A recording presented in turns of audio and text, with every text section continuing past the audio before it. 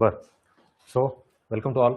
आता आपल्याला PYQ decoding याच्याबाबत जी बॅच तुम्ही जॉईन केलेली आहे त्याचा परत एकदा शून्यापासून झिरो बजेट मांडून स्टार्टपासून आढावा घ्यायचा आहे.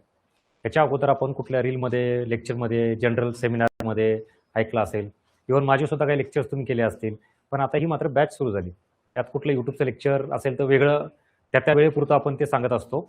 ज्यावेळेला बॅच असते तेव्हा in detail start to end ज्या गोष्टी आपण स्ट्रक्चर स्वरूपात मांडलेल्या आहेत त्या आपल्याला सुरू करायच्या. मग त्यामुळे याच्या आधी काय ऐकलं, काही नाही, काही गोष्टी रिपीट होतील. त्यातही बॅचचे विद्यार्थी असताल तर मग सुरुवातीचं इंट्रोडक्शन बऱ्यापैकी ऑलरेडी माहिती असतं. तर 2 मिनिटासाठी सगळ्या गोष्टी बाजूला ठेवा.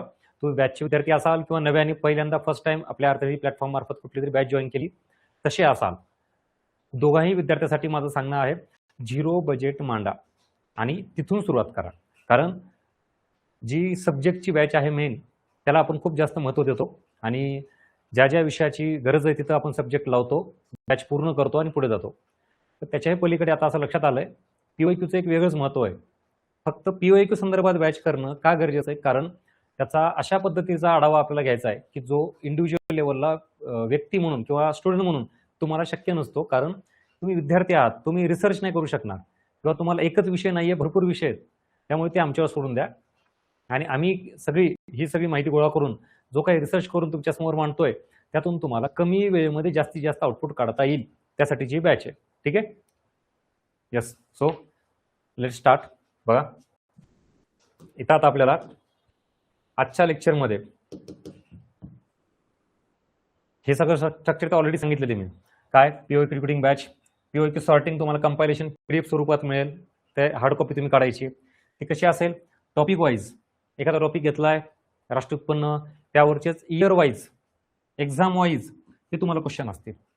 म्हणजे कंबाईनचे, मग ग्रुप बीचे, ग्रुप सीचे, प्रीचे, कुठली वर्ष, असं प्रॉपर एवढं सॉर्टिंग मिळेल की तो एक टॉपिक तुम्हाला यातून बघितला आणि लेक्चर केलं की आत्तापर्यंत आयोगाने मागच्या 10 वर्षात काय विचारलंय, कसा बदल होतोय, कन्सेप्च्युअल एरिया कसा चेंज होतोय, फॅक्ट्सवरचे कसे प्रश्न आहेत, असे सगळे year wise, subject wise, topic wise.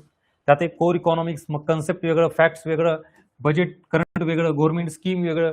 जेवढी सॉर्टिंग करता येईल मला तेवढी सॉर्टिंग करून तुमच्यापर्यंत ती PDF मिळेल आणि त्यावर आपलं डिस्कशन असेल.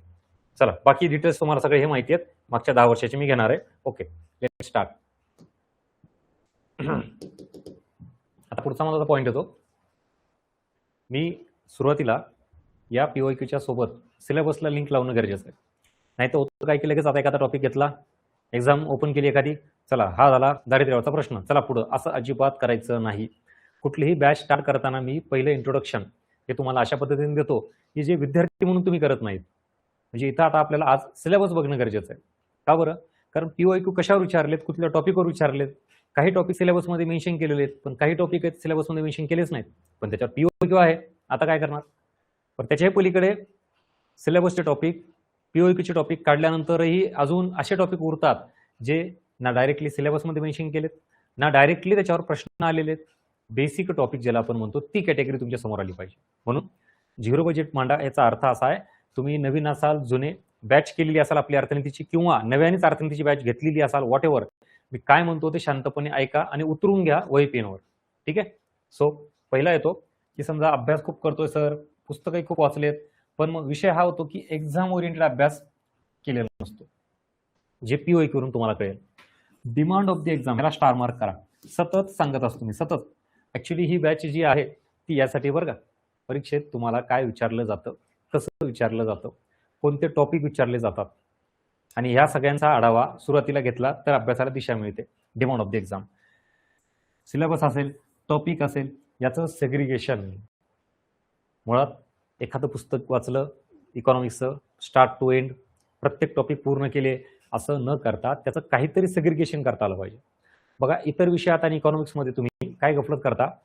एक साधं उदाहरण देतो. हिस्ट्रीचा अभ्यास करताना तुम्ही काय डिवाइड करता? राष्ट्रीय ऐतिहासिक चळवळी वेगळ्या, महाराष्ट्राच्या वेगळ्या. त्याच्यानंतर भूगोलात आलात तर काय करता? प्राकृतिक भूगोल, आर्थिक भूगोल, जगाचा भूगोल, भारताचा भूगोल, महाराष्ट्राचा भूगोल. सेग्रिगेशन करता ना, म्हणजे सॉर्टिंग करता, डिव्हायडेशन करता. सायन्समध्ये उदाहरण घ्या, फिजिक्स, केमिस्ट्री, बायो, डिव्हायडेशन आलं, सॉर्टिंग आली. अशी कुठलीही ज्या वेळेला आपण सॉर्टिंग डिवाइडिंग करतो तेव्हा ते समजून घ्यायला सोपं जातं. आणि हे इतर सगळ्या विषयात करतो. आता मला इकॉनॉमिक्समध्ये सांगा. आता परत तेच सांगतो की तुम्ही आत्तापर्यंत जे इकॉनॉमिक्स केलंय ते ॲज अ सब्जेक्ट म्हणून पूर्ण केलं असेल. एखादं बुक घेतलं, वाचलं स्टार्ट टू एंड, त्यात काय सॉर्टिंग, काय सेग्रिगेशन केलंय मला सांगा. काय क्रोनॉलॉजी लावली आहे, सिक्वेन्स लावलाय का? नथिंग. एक्झॅक्टली हा पहिला प्रॉब्लेम तुमचा फाइंड आउट झाला का? मुळात आपण ते ब्रेकडाऊनच केलं नाही, सॉर्टिंगच नाही केली. म्हणून हे इथं सेग्रिगेशन. त्याच्यानंतर डेप्थ, क्वेश्चन पॅटर्न कसा आहे, काय इनपुट आउटपुट रेशो, काय करायचं यासोबत काय नाही करायचं इज ऑल्सो व्हेरी इम्पॉर्टंट. काही प्रश्न अशा आहेत ज्या आउट ऑफ बॉक्स असतात, आउट ऑफ सोर्स असतात, आयोगाने रॅन्डम विचारलेले असतात. मग प्रत्येकच प्रश्न बघून आपण अभ्यास केला याचा अर्थ दिशा भटकतोय. मग कुठले प्रश्न सोडवायचे आणि कुठले सोडून द्यायचे हे सुद्धा जमलं पाहिजे बरं का. काहीतरी समजा मला वाटतं 2017च्या आसपास तुमचा PYQ घेईल मी ते, त्याच्यामध्ये 3-4 वर्षापूर्वीचं बजेट विचारलंय. मला वाटतं 12-13चं बजेट विचारलंय काहीतरी, 17-18ला. मग तुम्हाला सर तो PYQ आहे, मग I1 विचारलाय. अरे ह्या वर्षीचंच बजेट जर करत बसला ना बाबा तर किती आकडेवारी विचार कर. आणि 4-5 वर्षापूर्वीचं बजेट करायचं म्हणजे बरं एक्झॅक्टली माहिती काय 3 वर्षापूर्वीच विचारेल, 4 वर्षापूर्वीचं का 5 वर्षापूर्वीचं? म्हणजे आपल्याला काय माहिती पाहिजे, डूज अँड डोंट्स, हे सुद्धा या बॅचमधून कळेल तुम्हाला. त्यानंतर हे झालं बजेट अँड सर्व्हेचं. असंच काहीतरी अजून विचित्र आणि ऑड आकडेवारी विचारली जाते. काहीतरी असा मोठा सोर्स वापरला जातो आयोगाकडून आणि मग आपल्याला असं वाटतं पेपर झालं, सर बघा याच्यातून प्रश्न आला नाही का, टेलिग्रामला सगळीकडे PDF फिरती, ते सोर्स फिरतो, YCME मधून प्रश्न आला, यशवंतराव चव्हाण मुक्त विद्यापीठाची पुस्तकं, किंवा हे NCERT मधून आलं, किंवा अजून ते कशातून आलं. तुम्ही एक्झाम राज्यसेवा करताय का, डिस्क्रिप्टिव्ह पॅटर्न करताय का कंबाईनची तयारी करताय, ह्यावरून तुम्हाला तुमचे सोर्स ठरवावे लागतील. मग एखादा प्रश्न हा आउट ऑफ सोर्स येऊ शकतो, एखाद्या मोठ्या रेफरन्स बुकमधून येऊ शकतो. बरं मी म्हणतो 1 नाही 2 आले, ठीक आहे ना. बरं 3 आले, समजा प्रीला आपण 15 क्वेश्चन पकडले, यापैकी 2 किंवा 3 क्वेश्चन एका साईडला आणि ऑलमोस्ट 12 क्वेश्चन एका साईडला. हे जरी तुमच्या सोर्समध्ये नसतील 2-3, याचं काय? आता हे मात्र आपल्या वाचण्यातले आहेत, ओळखीचे आहेत, आपल्या सोर्समध्ये आहेत. ह्याच्या मागे लागण्यापेक्षा फर्स्ट प्रायोरिटी तुम्ही याला द्या. यातला एक सुद्धा प्रश्न चुकायला पाहिजे नाहीत, बरोबर आले पाहिजे तुमचे. आपला प्रॉब्लेम हा होतो की हेही प्रश्न येत नाहीत कारण हे एकदमच आउट ऑफ सोर्स असतात, ते आपल्या वाचण्यातले नसतात, हे चुकतात. आपला प्रॉब्लेम ऍक्च्युली इथं आहे. म्हणजे मी नेहमी सांगतो तुमचं रिझल्ट न येण्याचं एकमेव कारण काय माहिती का, हातचे मार्क तुम्ही गमावताय. खरं सांगा प्रामाणिकपणे, आतापर्यंत तुम्ही एक्झाम दिल्या असतील, तुम्ही प्री द्या, मेन्स द्या, कुठली एक्झाम द्या, एक्झाम दिल्या काय लक्षात येतं फर्स्ट आन्सर की ना सर अपेक्षेपेक्षा कमी मार्क आले. आणि पुन्हा असं लक्षात येतं की नाही सर या विषयामधला हिस्ट्रीतला एक प्रश्न होता, हातचा होता, चुकला माझा, जॉग्राफीतला एखादा चुकला, इकॉनॉमिक्सचा हा चुकला सर. असे 7 subject 7 question, not a joke. अरे एका 2-2 मार्कांनी रिझल्ट जातात, तुम्ही 7 क्वेश्चन हाताने घालवले म्हणजे तुमचे मार्क कमी आले किंवा तुमचा रिझल्ट गेला. ते यामुळे नाही की असे प्रश्न random, out of source, out of box, 4-5 वर्षापूर्वीची आकडेवारी विचारली, सर मला ते प्रश्न नाही आले म्हणून माझा रिझल्ट गेला, असा मुद्दा नाहीये. तुमचा रिझल्ट आपल्याच ओळखीचे प्रश्न, आपल्या सोर्समधून आलेले, वाचण्यातले असलेले, तिथं माझे चुकले. Yes or no? हा आत्ताचा पार्ट मी जो सांगितला तो पटला का? आणि अर्थनीती प्लॅटफॉर्म जॉईन करण्यामागचा जो काही तुमचा हेतू होता तो साध्य होतोय का? अशाच कितीतरी गोष्टी आहेत ज्या तुमच्यापर्यंत पोहोचल्याच नाहीत मुळात आणि तुम्ही दिशा भटकताय. म्हणून PYQ डिकोडिंग बॅच का करायची आहे, तर यामधून आपल्याला काय करायचंय, या सोबत काय नाही करायचं हेही कळालं पाहिजे. आणि यालाच मी काय म्हटलं मग, इनपुट आउटपुट रेशो. तुम्ही out of source, out of box प्रश्नाच्या सोर्ससाठी खूप वेळ देत असाल. म्हणजे यशवंतराव चव्हाण मुक्त विद्यापीठाची पुस्तकं बघा ना, एवढे आहेत, तेवढं वाचणार का? तेवढं वाचून हे आउटपुट किती आहे, 1 प्रश्न 2 प्रश्न. त्यापेक्षा आपलं इकॉनॉमिक्स गाईड बुक वाचा, तुम्हाला एवढे प्रश्न मिळतील. मग ह्यालाच म्हणायचं ना इनपुट आउटपुट रेशो. तुम्ही किती इनपुट देताय, किती मेहनत करताय, त्यातून आउटपुट किती मिळतं हे आपल्याला ठरवावं लागेल. आयोगाने जे विचारतं त्याच्या प्रत्येकाच्या गोष्टीची मागे लागणं म्हणजे दिशा चुकवणं आहे. आणि अशा पद्धतीनं आपण इकडे जातो आणि आयोग इकडे जातो. चला आता लक्षात आलं की झिरो बजेट का मांडा म्हणलं. तुम्हाला काय म्हणलं की आता मी जे काही तुम्ही सांगेल ते एक ना एक गोष्ट तुम्ही कुठेतरी लिहून ठेवा. भले तुम्ही मला आधी लेक्चरमध्ये बघितलं असाल, फॉलो करत असाल, रिपीट होत असेल, हरकत नाही. ही गोष्ट परत डोक्यात बिंबवा. तुम्ही कितीतरी गोष्टी रिपीट ऐकता, नको त्या गोष्टी ह्या कामाच्या आहेत, ह्या अशा लेवलला ऐकायच्या की डोक्यात बसल्या पाहिजेत. मला काय करायचं ही दिशा मिळाली पाहिजे. चला म्हणजे आता आपल्याला फर्स्ट प्रायोरिटी कशाला द्यायची, या 12 क्वेश्चनला जे आपल्या एरियातले आहेत, आपल्या वाचण्यातले आहेत, ओळखीचे आहेत, त्याच्यावर परफेक्शन आणा. आणि मग हे झाल्यानंतर तुम्हाला असं वाटलं नाही सर आता वेळ आहे माझ्याकडे, यस आता मी हा एरिया पूर्ण केला, मग इकडे जा बाबा, मग व्हॅल्युडेशन कर, मग अजून नवीन नवीन सोर्स वाच, अजून पुस्तकं वाढव, सोर्स वाढवून वाच, आणि मग तुम्ही इकडचे प्रश्न घ्या.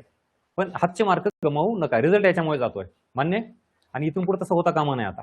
आणि तुम्हाला मिनिमम विचार करा 7 सब्जेक्ट आहेत, 7. आता हे गणित बसते का बघा, 7 सब्जेक्ट मध्ये किमान 7 क्वेश्चन किंवा 7 मार्क जरी बरोबर आणला तरी तुमचा स्कोर काय झाला रे? एवढं गणित येते तुम्हाला? 7 गुणिले 7 करा. माझं म्हणणं आहे प्रत्येक सब्जेक्टमध्ये फक्त 7 क्वेश्चन बरोबर आणायचे मिनिमम लेवलला. ह्याचा अर्थ एवढंच घ्यायचं आणि शांत बसायचं नाही. मी असं म्हणतोय ज्याचे स्कोर आजपर्यंत आले नाहीत, जो व्यक्ती 5-6 वर्ष 7-7 8-8 वर्ष अभ्यास करतोय, प्री मेन्स काढून बाहेर का नाही पडत आहे, त्याचं कारण आहे याच्या मागे लागणं. Out of box, out of source, काहीतरी विचित्रच वाचायचं आणि हातचे मार्क गमवायचे. मिनिमम जरी मार्क घेतले ना तुम्ही, मिनिमम तरी 50 टच होत आहे, near about 50, not a joke. आणि हे जर मी आता असं म्हणलं ह्याच्यात काही प्रश्न म्हणजे काही सब्जेक्ट हे तुमचे ताकदीचे असतील ना, चांगले आहेत. 7 सब्जेक्ट आहे, 7 पैकी किमान 3 तरी सब्जेक्ट असे असतील ना, नाही सर याच्यावर कमांड आहे माझी, नाही याच्यावर माझा चांगला अभ्यास झालाय, मला याच्यात मार्क येतात, मग त्या सब्जेक्टमध्ये जर मार्क अजून धरले तर आकडा 55 वर चाललाय. समजा 1-1, 2-2 प्रश्न तरी अजून वाढवले तर आकडा 60 वर चाललाय, 60 वर. सर तुम्ही म्हणलं सर खरंच की गणित आतापर्यंत आम्हाला माहित नव्हतं. तेच सांगतोय, आपल्या हाताचे जे मार्क आहेत ते घ्या, ज्याला मी लो हँगिंग फ्रूट्स थेरी म्हणतो. आपला प्रॉब्लेम हा आहे, हातचं येणारं फळ लो हँगिंग फ्रूट हे आपण न घेता आपण अवघडाकडे जायचा प्रयत्न करतो ते नंतर. आणि हे प्रत्येक विषयाला लागू होतं. I will prove you with PYQ. आता आपली बॅचेस त्याची आहे, त्याच्यामुळे ज्या ज्या गोष्टी मी पुढे येतील भविष्यात PYQ दाखवेल तेव्हा कळेल की सर खरंच हा प्रश्न ओळखीचा होता, सोपा होता, यायला पाहिजे होता. अरे पण पेपरमध्ये आला नाही ना. एक्झाम हॉलमध्ये ज्या चुका होतात त्या चुका आपल्याला बाहेर काढायच्या. बऱ्याच वेळा अभ्यास कमी असणं याच्यामुळे रिझल्ट जाणं मी मान्य करतो. अभ्यासच नाही तर रिझल्ट कसा येईल रे बाबा, अभ्यास कर. दुसरा मुद्दा असा आहे, बरेच विद्यार्थी अभ्यास फार चांगला करतात तरी सुद्धा रिझल्ट येत नाहीये. इथं मात्र विचार करण्यासारखी गोष्ट आहे. आणि यासाठी PYQचं अनालिसिस. म्हणजे याचा अर्थ तुम्ही म्हणताय की सर अभ्यास आमचा स्ट्रॉंग आहे तरी रिझल्ट काय येत नाही, ह्याचा अर्थ तू इरिलेव्हंट काहीतरी वाचलं. ह्याचा अर्थ जे परीक्षेला गरजेचं आहे त्याचा अभ्यास नाही केला. अभ्यास चांगला असणं म्हणजे नेमकं काय? उगाच सब्जेक्ट चांगला करायचा का? सर इकॉनॉमिक्समध्ये मी तज्ज्ञ झालो, सर हिस्ट्रीमध्ये काही विचार मी सांगतो. अरे काही सांगूच नको, उलट जे परीक्षेला ते तेच सांग. इकॉनॉमिक्समध्ये पण सर तुम्ही काही विचारा मी सगळं सांगतो. तेच तर चुकतं की काहीही विचारलं तर सांगता नाही आलं पाहिजे. म्हणजे एखादी गोष्ट अशी आहे की जी MA इकॉनॉमिक्स PhD इकॉनॉमिक्सला विचारली जाते, ती गोष्ट तुला माहिती असून काय करतो तू? त्याच्याऐवजी बाबा आपल्या कंबाईनला, एक्झामला, MPSCला काय विचारलं जातं हे तुला नुसतं माहिती असून चालत नाही, तर परफेक्ट माहिती पाहिजे. This is all about PYQ decoding batch आणि त्याची ही दिशा आणि डायरेक्शन. चला इथपर्यंत कळालं का? आणि आवर्जून तुम्ही तुमची फीडबॅक मेन्शन करत चला. आपल्या ऑफिसचा नंबर आहे, माझा नंबर, तुम्हाला कॉल करा, मेसेज करा. काय होतं, ह्या गोष्टी तुमच्यापर्यंत पोहोचल्या का नाही, मी जे सांगतोय त्या भावना पोहोचतात का, याचे रिप्लाय तुम्ही देणं अपेक्षित आहे. त्यामुळे पुण्यात असाल तर उलट आवर्जून येऊन भेटा, आणि पुण्याच्या बाहेर असाल तर फोन करून बोला. ठीक आहे? आणि ह्या गोष्टी नोट डाऊन करून घ्या बरं का. हे आता जनरल गप्पा चालल्या नाही, लक्षात घ्या. मुळात ही बॅचेस अशी आता तुम्ही PYQ डिकोडिंग बॅचला जॉईन झालात म्हणजे प्रचंड इनपुट्स तुम्हाला मिळणार आहेत, क्वालिटी इनपुट्स मिळणार आहेत. एक्झामसाठी लागणाऱ्या सगळ्या गोष्टी तुम्हाला मिळणार आहेत. ह्या एक वही पेन घ्या, ब्लँक पेज, आणि ह्या गोष्टी उतरवत चला. शॉर्टमध्ये का असं पण लिहा मी काय म्हणतोय ते. ठीक आहे, चल जायचं पुढं. आणि हे परफेक्शनचं महत्व काय हे सांगितलं. हे ॲक्युरसी, परफेक्शन, पुढं PYQ दाखवू.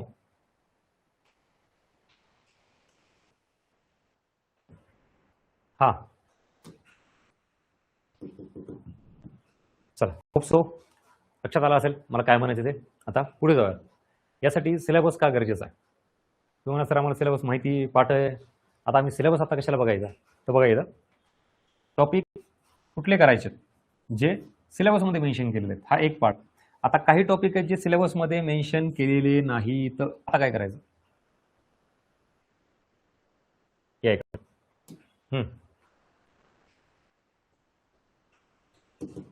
सांगा. तुम्ही जर आयोगाच्या सिलेबसला एकदम तंतोतंत समोर ठेवून तेच अभ्यास करत असाल, त्याच्यात पंचवार्षिक योजना टॉपिक कुठे सांगा मला. चला आता हा आयोगाचा सिलेबस आहे ना, सगळ्याकडे असायला पाहिजे. पंचवार्षिक योजना टॉपिक कुठे आहे? नाहीये. ठीक आहे. एलपीजी पॉलिसी, नवीन आर्थिक धोरण म्हणतो आपण त्याला, नवीन आर्थिक सुधारणा किंवा उखाजा धोरण, हा टॉपिक कुठे आहे? तोही नाहीये. मग असे किती टॉपिक आहेत जे मेन्शन केलेले नाहीत? बरं, त्याच्यावर प्रश्न आहेत का? आहेत. म्हणल्यानंतर नुसते एवढे टॉपिक करून चालत नाही. जे टॉपिक मेन्शन इन सिलेबस, आता आपल्याला असे टॉपिक करायला लागले ज्याला आपण हिडन टॉपिक्स म्हणू, जे नॉट मेन्शन इन सिलेबस, पण जे गरजेचे आहेत. म्हणून पहिल्यांदा क्लिअरिटी ही पाहिजे की मला काय वाचायचंय, कुठले टॉपिक वाचायचे. आयोगाने सिलेबसमध्ये दिलेलं फक्त एवढंच का? बाकीचे टॉपिक कुठे? ठीक आहे. त्याच्यानंतर आता हे झालं इथलचं. बघा, हे टॉपिक आहेत सगळे आपल्या ओळखीचे आहेत. हा, इथं हे मी डिवायडेशन केलेलं आहे याच्या लेवलमध्ये. हे टॉपिक काही सिलेबसमध्ये दिलेले आहेत. जस्ट मिनिटाला इथं वर घेतो.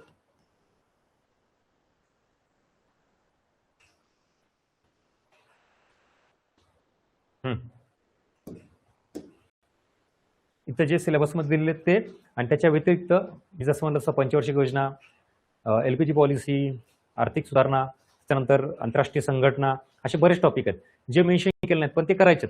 आता ह्याच्याही पलीकडे एक तिसरी कॅटेगरी मी काढलेली आहे, ती म्हणजे बेसिक टॉपिक.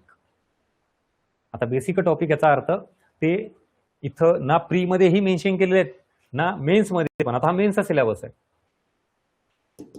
हे माहिती असू द्या. आता तुमच्यापैकी किती जणांना फक्त प्रीचा सिलेबस माहिती? बरं, किती जणांना प्री प्लस मेन्सचा माहिती? आणि जर माहिती नसाल तर मग आपण कुठल्या एक्झामची तयारी करतोय? तुम्हाला सर नाही सर मी अजून मेन्सला नाहीच आहे. अरे हो, पण माहिती तर करून घे, बघून तर घे ना, काही गोष्टी कॉमन आहेत. बरं, प्री करत असेल तर मग परत मेन्स देणारच नाही का? प्रीवर पोस्ट मिळणार आहे का? म्हणजे आपण स्वतः डिक्लेअर केलं की नाही सर मी आता ह्या वर्षी काही प्री पास होत नसतो, मग जेव्हा पास होईल तेव्हाच मी बघेल म्हणा. म्हणून मेन्सही बघा, कुठले टॉपिक कॉमन आहेत काहीही आयडिया नाही, काहीच नाही माहित सर. डायरेक्ट फक्त आम्ही अभ्यास केला, सिलेबस वाचलाय. नीट समजून घ्या, प्री प्लस मेन्सचे काही टॉपिक आहेत, जे काही टॉपिक असे आहेत फक्त मेन्सला आहेत. जसे की इथं हे उद्योग, पायाभूत सुविधा, त्याच्यानंतर महाराष्ट्राची अर्थव्यवस्था, सहकार, शेती, हे टॉपिक आहेत जे फक्त मेन्सला आहेत, कुठं नाही आहेत? प्रिलिमला नाहीत. हा एक बेसिक डिफरन्स आला. आणि आता ह्याच्या पुढं मला तुम्हाला हे सांगायचंय, बेसिक एरिया म्हणतो त्याला मी. या इकडं, हा, हे टॉपिक. आता हे टॉपिक कुठे आहेत? मिश्र अर्थव्यवस्था, समाजोदय अर्थव्यवस्था, भांडवलशाही अर्थव्यवस्था, सूक्ष्म अर्थशास्त्र, समग्र अर्थशास्त्र. पण हे टॉपिक करायचे की नाही? सिलेबसमध्ये मेन्शन केलेलं नाही. बरं, मी ज्याला म्हणतो ना की डायरेक्टली याच्यावर पीओक्यू आहेत का, तर नाही, पण इनडायरेक्टली आहेत. जसं की उदाहरणार्थ सूक्ष्म आणि समग्र अर्थशास्त्र, मायक्रो आणि मॅक्रो इकॉनॉमिक्स. हे जर क्लिअर असेल तर तुम्हाला राष्ट्रीय उत्पन्नावरचा एक प्रश्न आहे बघा. राष्ट्रीय उत्पन्न या संकल्पनेसंदर्भात खालील पर्याय विचारात घ्या. मग आता राष्ट्रीय उत्पन्न ही संकल्पना आहे, त्याच्यामध्ये जर खाली पर्याय दिला ही प्रवाह ही संकल्पना आहे, तुम्ही सांगाल यस. ही साठा संकल्पना आहे, सांगाल. ही सूक्ष्मलक्षी संकल्पना आहे, हा, तुम्हाला सर हा हे बरोबर आहे. आलेला प्रश्न आहे, पीओक्यू आहे, मी लगेच उत्तर देईल. ठीक आहे ना. आता ह्या दोन प्रश्न पर्यायाचं काय? समजा ठीक आहे, हा ऑप्शन कट झाला, याचं काय? पण इथं सूक्ष्म आहे आणि इथं जर समग्र असलं तर आता आता कुठला पर्याय बरोबर आहे? काही लिंक लागतीये का? आणि हा आयोगाचा प्रश्न आहे, माझा नाही. मग याचा अर्थ तुम्हाला सूक्ष्म समग्र अर्थशास्त्र ही कन्सेप्ट म्हणा, हा टॉपिक म्हणा, डायरेक्टली सिलेबसमध्ये मेन्शन केला आहे? नाही. पण ह्याच्यावर डायरेक्टली असा प्रश्न आहे का सांगा, सूक्ष्म अर्थशास्त्र म्हणजे काय? हा प्रश्न नाहीये. प्रश्न ऍक्च्युली राष्ट्रीय उत्पन्नाचा आहे, पण त्यातला एक पर्याय हा अंशलक्षी असा आयोगाने टाकलेला आहे तिथं, म्हणजे सूक्ष्मलक्षी, म्हणजेच मायक्रो इकॉनॉमिक्स. सो राष्ट्रीय उत्पन्न ही संकल्पना सूक्ष्मलक्षी अर्थशास्त्रात येत नाही, तर समग्रलक्षी अर्थशास्त्रात येते. म्हणजेच national income is a not a part of micro economics, is a part of macro economics. Micro आणि मॅक्रो, ह्याला मायक्रो इकॉनॉमिक्स म्हणायचं आणि याला मॅक्रो इकॉनॉमिक्स म्हणायचं. विचार करा. आता हे तुम्हाला माहिती असलं पाहिजे बरं का, कारण आता आपली ही बॅच पीओक्यू डिकोडिंग आहे, हे एक लक्षात ठेवा. मी तुम्हाला पुढे फरक सांगेल की मुलं गफलत कुठं करतायत. आपल्याला बेसिक टॉपिक, कन्सेप्ट हे ऑलरेडी आधी माहिती असणं अपेक्षित आहे. क्लिअर असणं अपेक्षित आहे. त्याच्यानंतर मग आपण फक्त PYQचा जो काही आढावा आहे तो आपण इथे घेतोय. नाहीतर इथं परत टॉपिक सब्जेक्ट अख्खा सगळा क्लिअर करणं त्याला PYQ डिब्रिंग बॅच नाही म्हणायचं. सो हे आपल्याला माहिती असलं पाहिजे. सांगायचा उद्देश हा आहे, जर सिलेबस मधले दिलेले टॉपिकच आपण जर करत असू, हे इथं सर एवढेच टॉपिक दिलेत, सूक्ष्म समग्र अर्थशास्त्र टॉपिक दिलाच नाही, मग कशाला करू, तर मग गेला एक क्वेश्चन. क्लिअर? म्हणजेच डायरेक्टली प्रश्न नाही पण इनडायरेक्टली याच्यावर प्रश्न आहेत. कुठला? Basic area. आता समाजवादी, भांडवलशाही आणि मिश्र अर्थव्यवस्था, ह्याच्यावर सुद्धा असा डायरेक्ट प्रश्न नाही. सांगा समाजवादी अर्थव्यवस्था म्हणजे काय, भांडवलशाही अर्थव्यवस्था म्हणजे काय, डायरेक्ट प्रश्न नाही. पण आता इनडायरेक्टली या कन्सेप्टचा संबंध कोणत्या टॉपिकशी कामाला येणार आहे? LPG topic. म्हणजे 1947 ते 1991 सांगा कुठली अर्थव्यवस्था होती भारतामध्ये? समाजवादी, भांडवलशाही की मिश्र अर्थव्यवस्था? बरं, 1991 नंतर भारतात कुठली अर्थव्यवस्था आहे? समाजवादी, भांडवलशाही का मिश्र अर्थव्यवस्था? नाही म्हणा सर, असं काही कधी केलं नाही किंवा बघितलंच नाही. ऍक्च्युली समाजवादी अर्थव्यवस्था म्हणजेच काय माहित नाही. समजा एखाद्या वेळेस तुम्ही पाठ पण कराल की इथं मिश्र अर्थव्यवस्था होती सर, आम्हाला माहिती, इकडं सर भांडवलशाही अर्थव्यवस्थेकडे आपण चालू आहे, हे झालं पाठांतर. पण एक्झॅक्टली समाजवादी अर्थव्यवस्था म्हणजे काय, भांडवलशाही अर्थव्यवस्था म्हणजे काय, हे गरजेचं आहे. तर तुम्हाला लक्षात घ्या, इथून पुढे जे काही कन्सेप्च्युअल अनालिटिकल क्वेश्चन यायला लागलेत, तुम्ही स्वतः किती ती कन्सेप्ट समजून घेतली त्याच्या आधारावरच उत्तर देता येतं काही प्रश्नांचं, अदरवाईज नाही. पाठांतरावर फॅक्ट्सचे उत्तर देऊ शकता तुम्ही, कन्सेप्टचे उत्तर पाठांतरावर देता येत नाही. मग आला काही संबंध समाजवादी, भांडवलशाही आणि मिश्र अर्थव्यवस्था. विकसित अविकसित अर्थव्यवस्था. आता परत असा डायरेक्ट प्रश्न नाही सांगा विकसित अर्थव्यवस्था म्हणजे काय आणि खाली 4 पर्याय दिलेत. म्हणून हे टॉपिक बेसिक आहेत. हे सिलेबसमध्ये डायरेक्टली मेन्शन केलेत का? नाही. ह्याच्यावर डायरेक्टली PYQ असतो का? नाही. पण इनडायरेक्टली ह्या कन्सेप्ट खूप गरजेच्या आहेत. I will prove you. बघा एक उदाहरण देतो याचं सुद्धा. आता तुम्हाला सर विकसित अविकसितचा काय संबंध? तर बघा, बेरोजगारी टॉपिक आहे. आता बेरोजगारी टॉपिक पूर्ण केला म्हणून सर आम्ही, छोटी बेरोजगारी, हंगामी बेरोजगारी, संरचनात्मक बेरोजगारी, चक्रीय बेरोजगारी, काही विचारा लगेच सांगतो. किंवा अजून बेरोजगारीचे मोजमाप विचारा. ओके, आता आयोगाचा प्रश्न काय? अविकसित अर्थव्यवस्थेत किंवा विकसनशील, म्हणजे मी 2 एकच कॅटेगरी करेल ना, अविकसित आणि विकसनशील. कुठलाही देश घ्या, या देशामध्ये पुढीलपैकी प्रामुख्याने कुठली बेरोजगारी दिसून येईल किंवा दिसून येते? आता आय रिपीट, प्रश्न हा आहे, पुढीलपैकी अविकसित आणि विकसित देशांनी प्रामुख्याने कुठली बेरोजगारी दिसून येते? आता नाही म्हणा सर, इथं काय विचारलं नेमकं? मग खाली ऑप्शन असणार आहेत, हंगामी, छुपी, संरचनात्मक, चक्रीय बेरोजगारी असे पर्याय. आता हे जे पर्याय आहेत ना, चक्रीय, संरचनात्मक, हंगामी बेरोजगारी, याच्या डेफिनेशन विचारल्या नाहीत. बर, विकसनशील देश किंवा अविकसित देश याची पण डेफिनेशन विचारली नाहीये. मग ही जी काही आता आयोगाची पद्धत आहे ना, नेक्स्ट लेवलची आहे, इंटरलिंकिंग 2 टॉपिक 2 कन्सेप्टची. मग तुम्हाला काय माहिती पाहिजे? ऍक्च्युअल अविकसित देश कशाला म्हणायचं, त्याचे काय वैशिष्ट्य आहेत, किंवा विकसनशील देश कशाला म्हणायचं आणि विकसित देश कशाला म्हणायचं, ही झाली कन्सेप्टची अंडरस्टँडिंग. एवढ्यावर थांबायचं नाही, तर त्या देशाचा संबंध बेरोजगारीच्या पद्धतीसोबत आहे. आता संरचनात्मक बेरोजगारी काय हे माहिती पाहिजे, चक्रीय बेरोजगारी काय, हंगामी बेरोजगारी काय, आणि मग त्या बेरोजगारी प्रामुख्याने विकसित देशात आढळून येतात की अविकसित देशात, विचार करा. ह्या लेवलचे प्रश्न आहेत. मी आता पुढे प्रश्न घेणार आहे, पण आजचं लेक्चर हे ओव्हरऑल तुम्हाला आयडिया येऊ द्यात की ह्या बॅचचं काय महत्व आहे किंवा PYQ डिकोडिंग बॅच का करायची. ह्या गोष्टी आपल्या समोर आल्या तर आपल्याला दिशा कळेल आणि आयोगाला काय म्हणायचं लक्षात येईल. म्हणून आता आपल्याला सिलेबस का सुरुवातीला समजून घ्यायचा, याचं महत्व पटलं असेल तुम्हाला. या इकडं आता एवढंच करायचे का फक्त टॉपिक? नाही नाही म्हणा सर, नाही. सूक्ष्म अर्थशास्त्र, समग्र अर्थशास्त्र गरजेचं आहे, विकसित अविकसित गरजेचं आहे, समाजवादी भांडवलशाही गरजेचं आहे. बरं, मग हे टॉपिक गरजेचे आहेत, तर मग सिलेबसमध्ये कुठे आहेत आणि दुर्लक्षित राहिले होते का आपल्याकडून? मग बरोबर लक्षात येते काय चाललंय ते. हे झाले सिलेबसमध्ये मेन्शन केलेले टॉपिक. काही टॉपिक जे PYQ वर आलेले आहेत, जसं की पंचवार्षिक योजना वगैरे, आणि आत्ता जे सांगितलेलं आहे हे आपल्याला बेसिक टॉपिकमध्ये घ्यावं लागेल हे सगळे. आणि म्हणून आता आपला हा इकडचा बघा टाकलेली आहे आपल्या अर्थनीती by Gajanan Bhaske Telegram channel search करा, तुम्हाला हे मिळून जाईल. मग मी सेग्रिगेशन काय केले बघा टॉपिकचा, complete syllabus coverage in 4 levels. इथं आहे बेसिक फाउंडेशन, सुरुवातीचे टॉपिक, हे इथं सगळा बेस. त्याच्यानंतर मग आपण काय गेलोय, लेवल 2 कोर इकॉनॉमिक्स, जे ऍक्च्युअली तुम्ही सुरुवातीतून करता विद्यार्थी म्हणून, बरोबर ना. डायरेक्ट राष्ट्रीय उत्पन्न, दारिद्र्य, बेरोजगारी ह्याच्याशिवाय आम्हाला नाहीच कळत म्हणून सर काय आहे ते. हे सगळे हे, आणि इथं मी टेल टॉपिक टाकले, म्हणजे हे सगळ्यात शेवटचे. आणि त्याच्या पलीकडे हे असे टॉपिक जे फक्त मेन्सला आहेत, त्याला मी लेवल 4 मध्ये टाकले. आता तुम्ही प्रीला असाल तर ही लेवल करायची गरज नाही, वरच्या 3 लेवल, आणि प्री प्लस मेन्स तर मग 4 लेवल गरजेचे आहेत. लक्षात आलं? ही इमेज प्रिंट काढून ठेवा, ही तुमच्यासाठी खूप गरजेची आहे. हे सगळं 3-4 लेवल काय आहेत इकॉनॉमिक्सच्या, त्यातली चौथी फक्त मेन्सची आहे, पण त्या 3 ज्या आहेत वरच्या त्या प्री प्लस मेन्स कॉमन आहेत. म्हणजे याचा अर्थ नाही की वरच्या 3 फक्त प्रीला येतात, तेच तुम्हाला मेन्सला सुद्धा कामाला आहे, आणि मेन्सला जे बाकीचे आहेत ते एक्स्ट्रा आहेत. This is all about syllabus importance and syllabus linkages to the PYQ.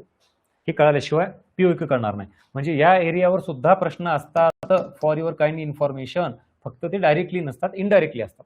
Even हे सुद्धा बंदिस्त अर्थव्यवस्था, खुली अर्थव्यवस्था काय 1947 ते 1991 काय होती आपली अर्थव्यवस्था. पुन्हा हे विकसित आताच झालं आपण भांडवलशाही समाजवादी, इकडे आला आता आर्थिक वाढ आर्थिक विकास, हे सुद्धा आता बेसिक मध्येच घ्यायचं आपल्याला, मानव विकास, सगळ्या कन्सेप्ट आहेत. सो अशा पद्धतीनं या इकडे आता झालं. आता ह्या इमेजचं महत्व कळालं का? Topic mention in syllabus clear, hidden topics जे सिलेबसमध्ये मेन्शन केले नाहीत, आणि इथं न्यू टॉपिक्स म्हणून किंवा टॉपिकचा बेस म्हणून आपण त्याला, जे तुम्हाला आज नव्याने कळाले. चला, आणि हे सगळा इथलचा प्रकार. ह्याच्यात आता इथं आर्थिक वाढ आर्थिक विकास मानव विकास सिलेबसमध्ये मेन्शन केलाय का मला सांगा. चला, प्रीच्या इथं प्री आर्थिक वाढ आर्थिक विकास मानव विकास कुठं मेन्शन केलाय सांगा. आणि हे आपल्याला करायचे आहेत, ह्याच्यावर प्रश्न आहेत का नाही मला सांगा. आहे तर डायरेक्टली, अरे मानव विकासावर प्रश्न आहे, आर्थिक विकास आर्थिक वाढ डायरेक्ट प्रश्न आहेत ना, मग हे हिडन टॉपिक म्हणू आपण त्याला. शाश्वत विकास कुठं मेन्शन केलाय, जो आधी तुम्हाला नव्हता कंबाईनला, पण आता त्याच्यावर ग्रुप सी ला प्रश्न आलेला आहे SDG वर. मग MDG SDG घ्या ऍडिशन करून, हे सगळे हे आपल्याला जे टॉपिक करायचे आहेत ते. चला, हा झाला पूर्ण सिलेबस, त्याचे टॉपिक, आणि याचं सगळं मी तुम्हाला टाकलेलं आहे.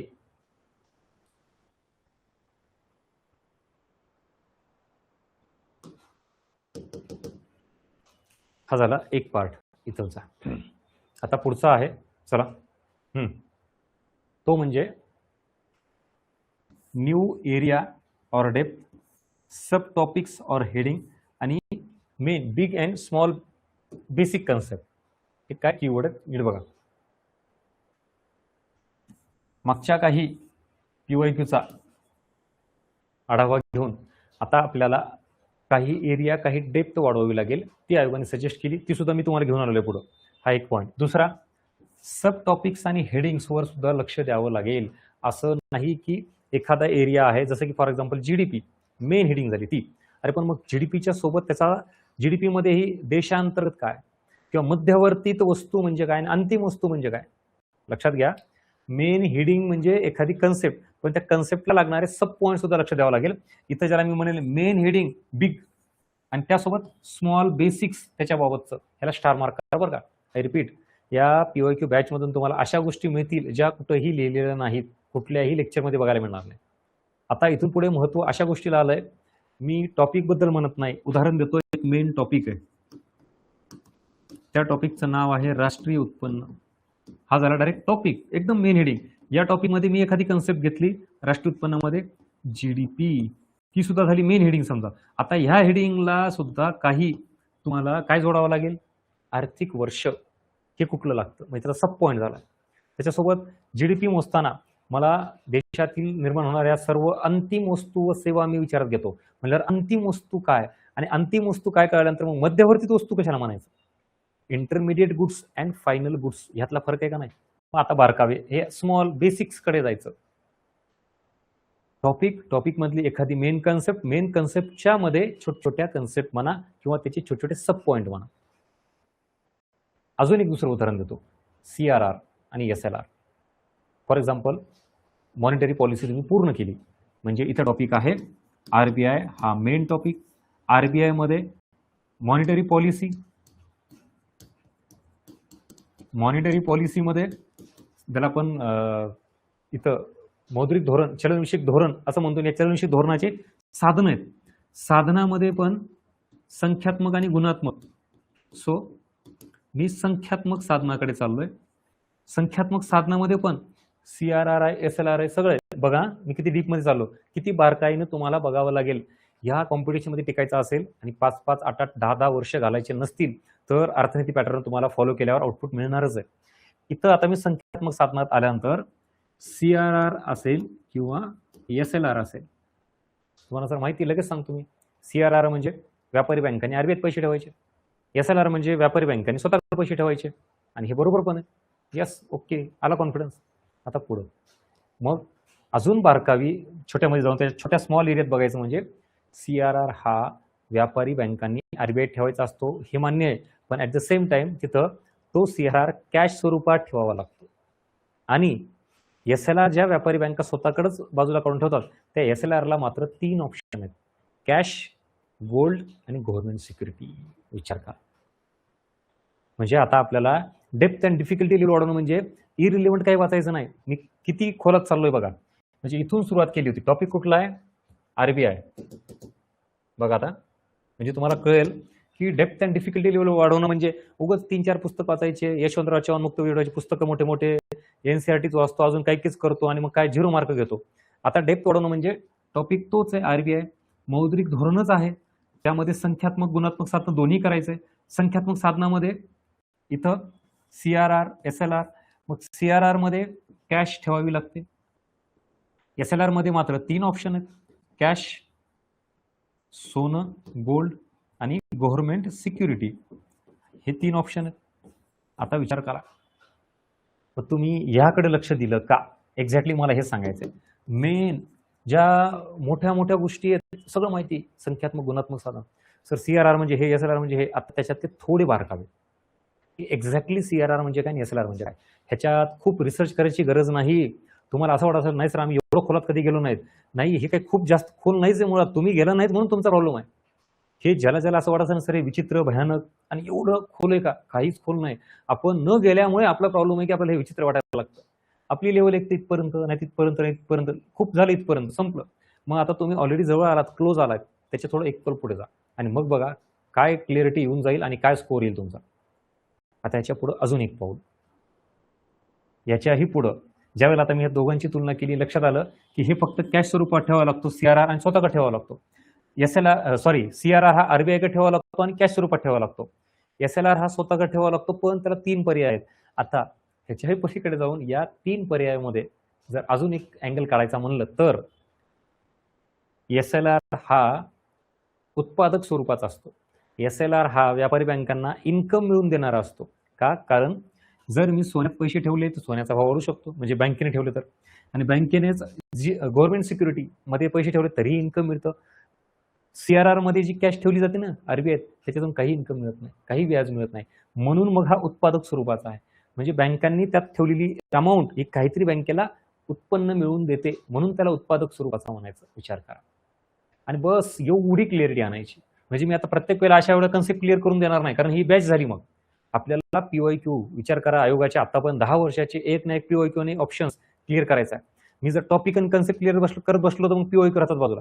त्यासाठी सेपरेट बॅच आहे. तुम्ही बॅच बघा, ती वाटलं प्री असेल, मेन्स असेल किंवा प्री प्लस मेन्स, पूर्ण कॉमन. आणि आपला पॅटर्न हाच आहे की आयोगाला समोर ठेवून एवढ्या लेवलला तुमच्या समोर सगळे अँगल ओपन करी जातात. एवढं जर तुम्ही बॅचमध्ये केलात त्याच्या पलीकडे काय करायची गरज आहे, आणि हे आयोगाला गरजेचं आहे.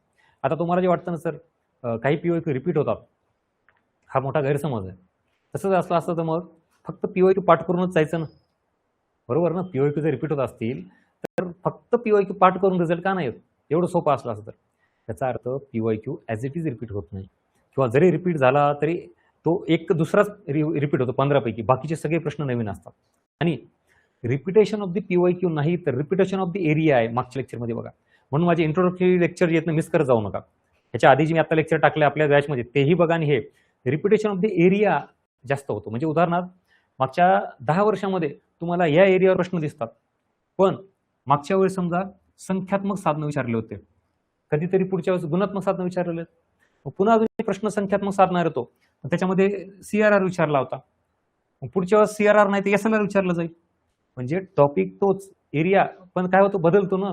CRRच्या ऐवजी SLR प्रश्न, पुन्हा SLR CRRच्या ऐवजी पुन्हा काय होतं, भली हेच असेल तर मग पुन्हा आयोग म्हणतो की कॅश स्वरूपात ठेवायचं की सोन्याच्या स्वरूपात ठेवायचं, एरिया बदलला.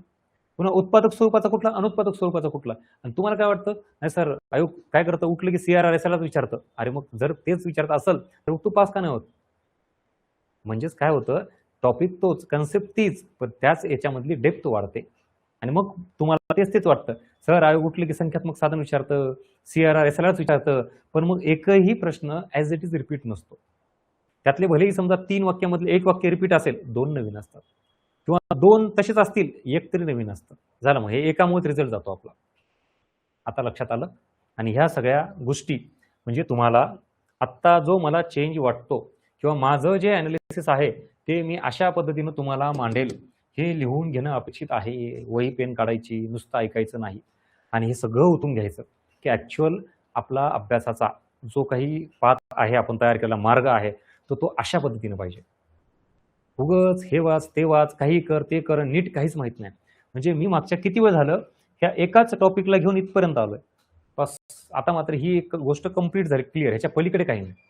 आपण अर्धवट करतो, मध्येच कुठेतरी थांबतो आणि तिथून पुढे आयोग सुरू होतो. मी नेहमी म्हणतो बघा, विद्यार्थी म्हणून आपण जिथं थांबतो तिथून पुढे आयोग सुरू होतो. तसंच आहे ना प्रकरण आहे, राईट? चला, कळालं? या पुढं. आता याच्यात मला काही नवीन टॉपिक म्हणा, एरिया म्हणा, हे जाणवले, ते जरा अपडेट करून घ्या. त्याच्या अगोदर कृषी क्षेत्रावर लिमिटेड प्रश्न असायचे फार, त्याचं प्रमाण वाढत चाललंय. सो कोर ॲग्रिकल्चर हे तुम्हाला जिओग्राफीमध्ये विचारलं जातं. म्हणजे पीक पद्धती, मृदेचे प्रकार, जांभी मृदा, खडकाळ मृदा, गाई म्हशीच्या जाती, बरोबर ना? तर तो कोर ॲग्रिकल्चरचा पार्ट झाला. मी इथं इकॉनॉमिक्सच्या संबंधित म्हणतो. सो ॲग्रिकल्चर म्हणून एक क्षेत्र आहे आपलं. आपल्याला इकॉनॉमीमध्ये 3 भागात डिव्हायडेशन केलं जातं बघा. फर्स्ट म्हणजे प्राथमिक क्षेत्र ॲग्रिकल्चर, द्वितीय क्षेत्र म्हणजे उद्योग क्षेत्र, आणि तृतीय क्षेत्र म्हणजे सेवा क्षेत्र, आणि त्यातलं मग कृषी क्षेत्र. सो यावर प्रश्न वाढायला लागलेत, आणि मग त्या थोडी बाउंड्री जी आपली इकॉनॉमिक्सची आहे ती आपल्याला मेंटेन करावी लागेल. बाकी तुम्हाला जिओग्राफीमध्ये म्हणा, कोर ॲग्रिकल्चर म्हणा, तो पार्ट वेगळा आला. इथं इकॉनॉमिक्सच्या संबंधित ॲग्रिकल्चर. सेम इंडस्ट्री बाबतीत पण तसंच व्हायला लागलंय. ह्याचा अर्थ ह्या 2 गोष्टीनं आपल्याला अलर्ट केले, आणि ह्याचे एरिया थोडे वाढवावे लागतील आपल्याला.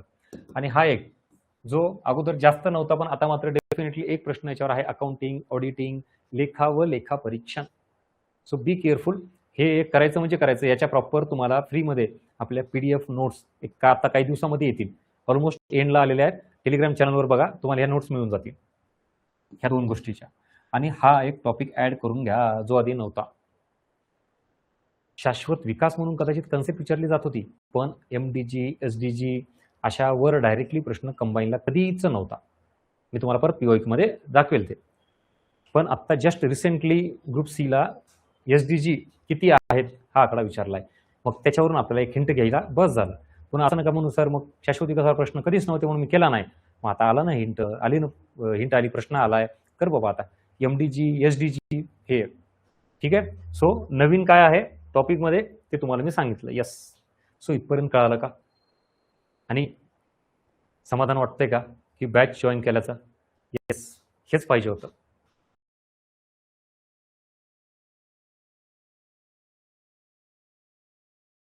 आणि आता विद्यार्थी म्हणून तुम्ही काय करता बघा, आत्ता मी जे सांगितलं हे एक वेगळ्या बाजूला, मी इथं कुठलाही टॉपिक क्लिअर नाही केला, मी इथं कुठलीही कन्सेप्ट क्लिअर नाही केली आहे, पण त्या टॉपिकचा, त्या कन्सेप्टचा एक्झाम ओरिएंटेड आढावा सांगितला, डिमांड ऑफ द एक्झाम सांगितली. हे कुठंच नाही मिळत. विद्यार्थी म्हणून तुम्ही काय करता माहिती, जी सब्जेक्टची बॅच आहे बघा, एखाद्या विषयाची बॅच, त्याच्यानंतर एखादी टेस्ट सिरीज असेल, मग ती सब्जेक्ट वाईज असेल किंवा कॉम्प्रिहेन्सिव्ह असेल, आणि PYQ बॅच असेल. चला, मुळात यातला सुद्धा फरक मला तुम्हाला सांगावा लागतो, कारण तुम्ही सगळीकडून एकच कंटेंट घेता. इथं ऍक्च्युली सब्जेक्ट पूर्ण केला पाहिजे, प्रॉपर तो टॉपिक, त्याच्या कन्सेप्ट, हे सगळं, त्या टॉपिकचा कंटेंट हे येतं, बरोबर ना? इथं समजून घेतलं पाहिजे. म्हणजे इथंही PYQ आढावा घ्यायचा का, तर यस, PYQ नुसारच हे टॉपिक क्लिअर केले पाहिजे, पण इथं तो टॉपिक, तो सब्जेक्ट, ती कन्सेप्ट पूर्ण क्लिअर असली पाहिजे, ह्याला फोकस असला पाहिजे. आता या टेस्ट सिरीजमध्ये काय माहिती का, तुम्ही केलेला अभ्यास हा प्रश्न स्वरूपामध्ये आणि स्पीडमध्ये किती चांगल्या पद्धतीने सॉल्व्ह करता, तुमची ॲक्युरसी आहे का, स्पीड आहे का, नुसतंच सगळ्या कन्सेप्ट कळत आहे पण प्रश्नामध्ये विचारले की येत नाहीत, असं सगळं चेक करणं म्हणजे टेस्ट सिरीज. आता विद्यार्थी म्हणून आपण बॅचमध्ये पण टॉपिक, कन्सेप्ट, बेस सगळा क्लिअर करून घेतो आणि ज्या वेळेला टेस्ट सिरीजमध्ये येतात तेव्हा त्या टेस्ट सिरीजचे क्वेश्चन्स, त्याचे ऑप्शन्स ह्यामध्ये सुद्धा आपल्याला हीच अपेक्षा असते की इथं सुद्धा परत तो टॉपिक रिवाईज व्हावा, पूर्ण कन्सेप्ट क्लिअर व्हावी.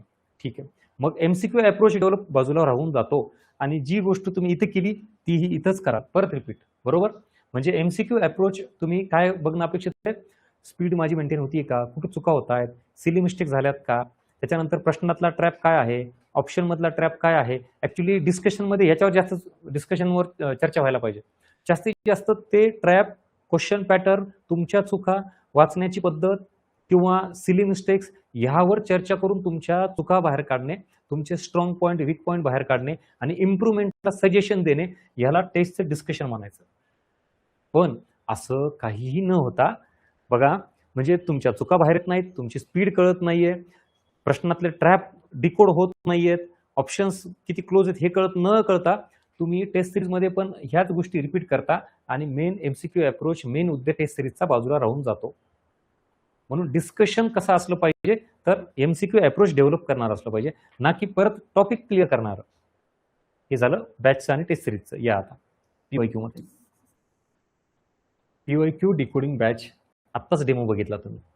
आता इथं सुद्धा काय होणं अपेक्षित आहे, वाक्यरचना, शब्दरचना, आयोगाचा बदलता ट्रेंड, सेम टॉपिकवर प्रश्न रिपीट होतो पण मग तरी आपल्याला काय येत नाही, तर मग एरिया कसा बदलतो, डेप्थ डिफिकल्टी वाढवणं म्हणजे नेमकं काय, ह्या सगळ्या गोष्टींची चर्चा व्हायला पाहिजे.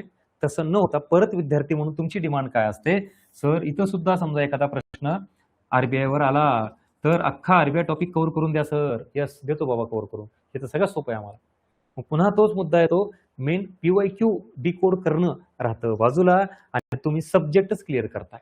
म्हणजेच तिन्ही ठिकाणी बघा, मेन सब्जेक्टची बॅच आहे तिथंही मी कन्सेप्टच क्लिअर करत बसलो, इथं टेस्ट सिरीज मध्ये सुद्धा कन्सेप्ट टॉपिकच क्लिअर करत बसलो आणि पीवायक्यू डिकोडिंग मध्ये सुद्धा टॉपिक आणि कन्सेप्टच क्लिअर करत बसलो. ह्यामुळे परत परत परत परत त्याच चुका रिपीट होतात आणि तुम्ही पीएचडी करता, एक्सपर्ट होता, अभ्यास एवढ्या लेवलला जातो की सगळ्यांना माहिती का रे फार हुशार, याचा खूपच अभ्यास झालाय, पण हा काही मार्क घेत नाही, पास होत नाही.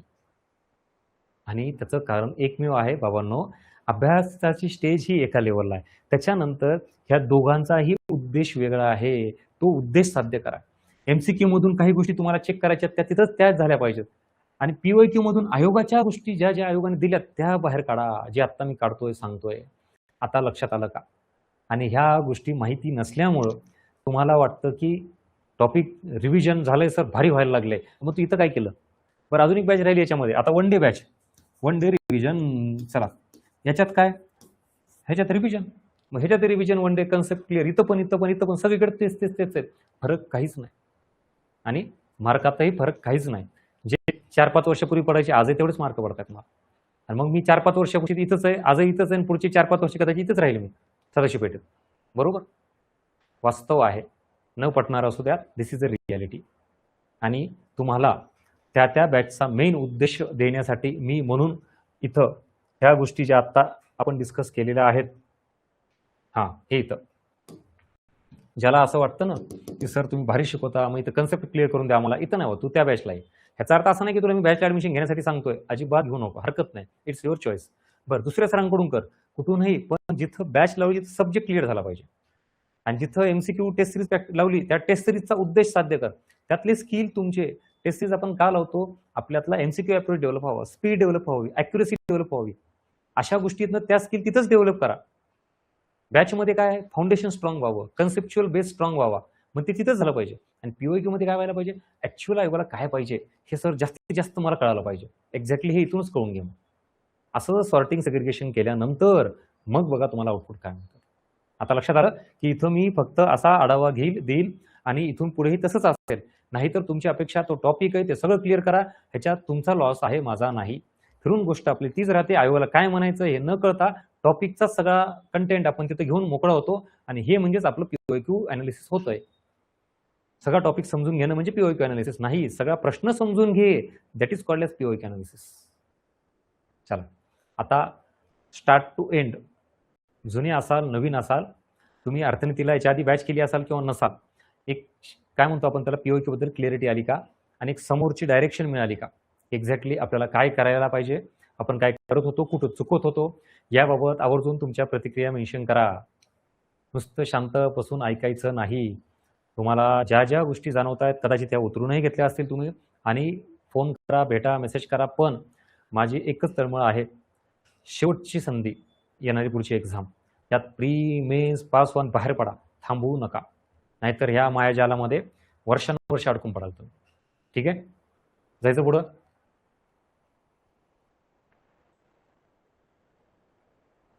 आणि हे इंट्रोडक्शन किती गरजेचं होतं आता लक्षात आलं का? त्यामुळे आता मी टॉपिक वाईज पुढे पीओक्यू घेणार आहे, डोंट वरी. पण त्याच्या आधी हे मला तुम्हाला सांगणं गरजेचं होतं सगळं. टेस्ट सिरीज काय, बॅच काय, आणि पीओक्यू बॅच काय, आणि हे टॉपिक कुठले ते नवीन. चला, ओके.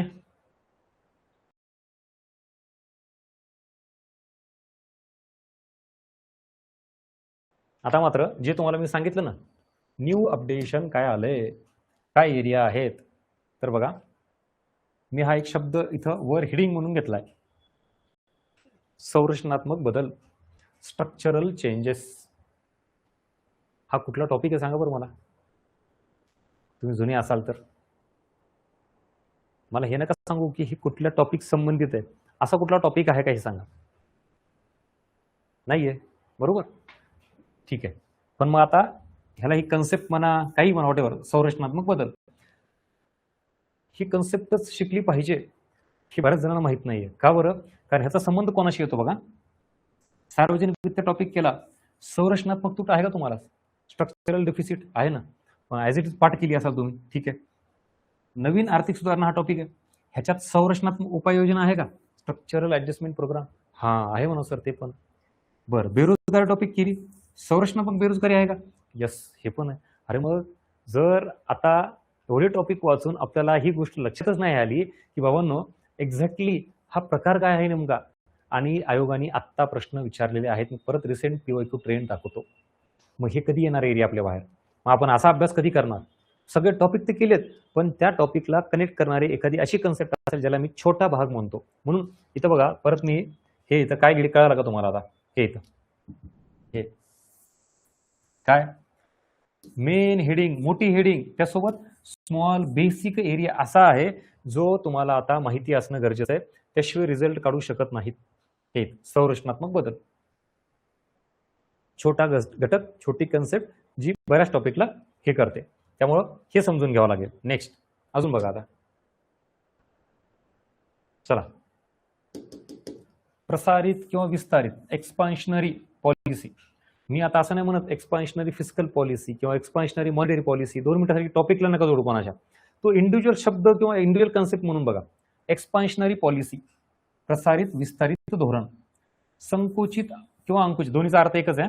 तर कॉन्ट्रॅक्शनरी पॉलिसी म्हणतो मी, फक्त पॉलिसी हा शब्द, मग ती गव्हर्नमेंटची असू द्या, आरबीआयची असू द्या, अजून काय. नेक्स्ट, मागणीजन्य आणि पुरवठाजन्य, डिमांड साइड आणि सप्लाय साइड. हा जो बेसिक एरिया आहे, हा जर तुम्हाला नाही कळाला तर ॲव्हरेज मार्क येतील, ज्या ज्या टॉपिकवर प्रश्न विचारला त्याचे मार्क येतील. ह्या कीवर्डला धरून प्रश्न विचारला तर काय करणार, नाही म्हणून सर हे अजून तेवढं डीप नाही अभ्यास केला आम्ही. मग कॉम्पिटिशनमध्ये किती शिकायचं, किती मार्क येतात, किती कट ऑफ लागत आहेत. बरं, आता सगळेच जण तुटून पडलेले आहेत अभ्यासावर, आपल्याला थोडी लेवल वाढवावं लागेल ना. तर हे शब्द लक्षात ठेवा. चला पुढे जाऊ. आता अजून पुनर्वटाव दर काय बरं आहे, आता आयोगाने शब्द वापरलेला आहे, हा सुद्धा आता रिसेंट पीओक्यू पुढे घेणार आहे मी. साठा प्रवाही आहे का नाही पीओक्यू. बर, कुठल्या टॉपिक संबंधित आहे, राष्ट्रीय उत्पन्न.